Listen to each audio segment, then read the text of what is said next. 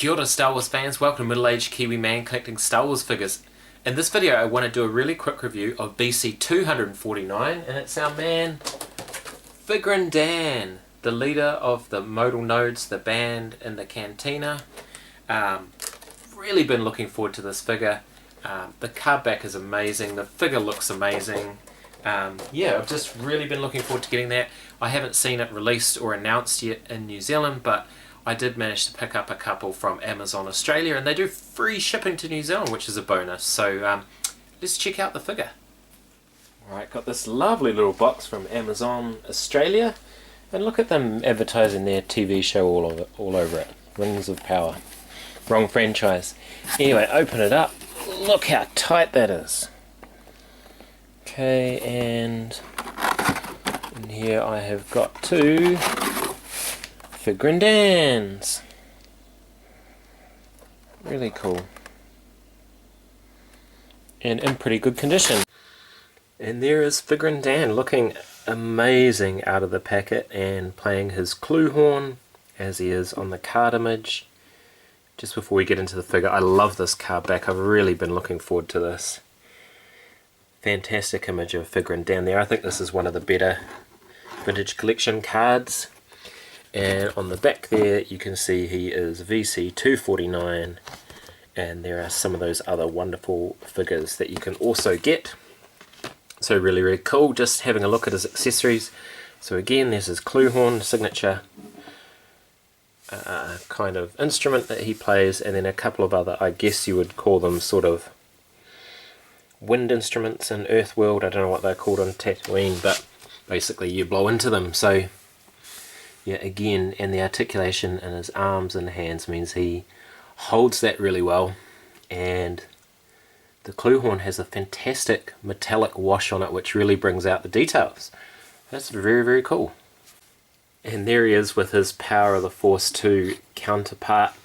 I got a few of these were mail-aways, so you can see there's a bit of articulation in the elbow.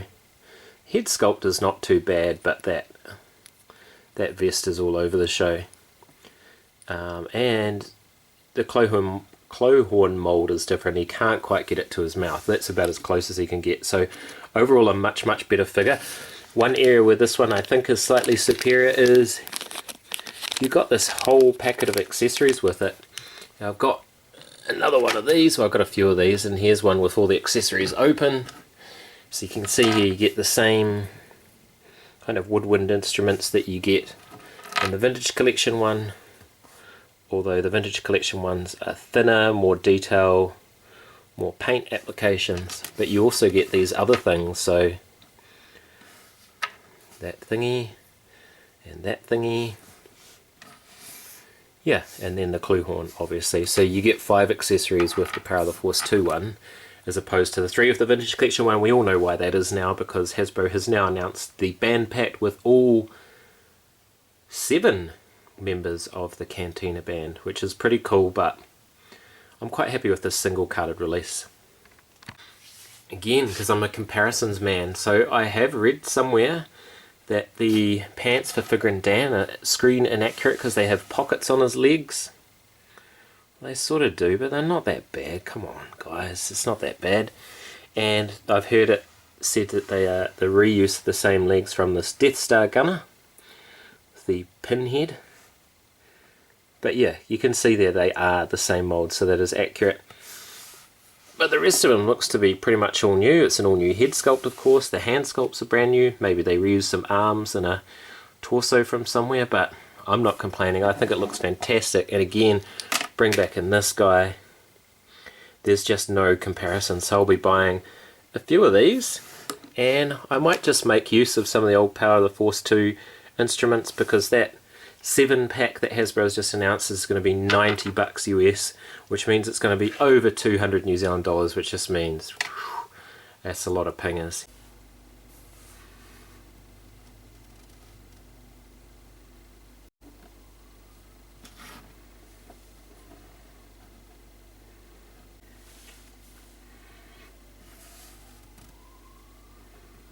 If you're struggling to get the instrument in his hands, I recommend you put the mouthpiece in his mouth. That helps a lot. You can see that he can get quite a wild range of motion. take his instrument out. Articulation, as we said before, he's got the same lower body as the Imperial Gunner. So he's got the older style hips, but they're still quite poseable, as you can see. Swivel thighs.